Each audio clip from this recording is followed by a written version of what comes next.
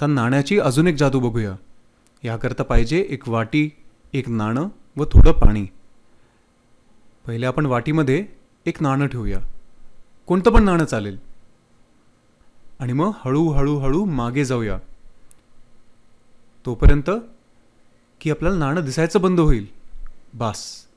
आता बघा नाणं दिसत नाही कारण वाटी मध्ये येते ना. आता आपण त्याच्यात पाणी ओतायला सुरुवात करू. आणि हे काय, नाणं तर उगवतंय त्याच्या मागनं. नाणोदय होतोय. मजा आहे ना. आपण तर हल्लो नाही, पण नाणं कसं काय वर आलं. परत करून बघू.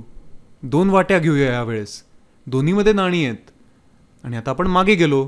आता नाणी दिसत नाही आहेत आपल्याला. पण उजव्याच्यात पाणी घातलं की परत नाणं उगवताना दिसतंय.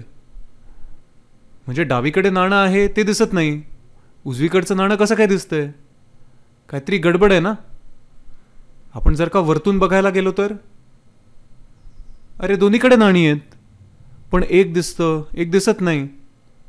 मी लेझर पॉइंटर जर का उजव्या नाण्यावर मारला तर मी मारू शकतो, पण डावीकडे प्रयत्न केला तर तो तर वाटीवर पडतोय, नाण्यावर नाहीच. हे असं का घडतंय. हे होतंय लाईट रिफ्रॅक्शनमुळे. जी लाईटची किरणं आहेत ती पाण्यामध्ये शिरताना बेंड होत आहेत. त्यामुळे नाणं वर आहे असं दिसतंय आपल्याला. मजा आहे.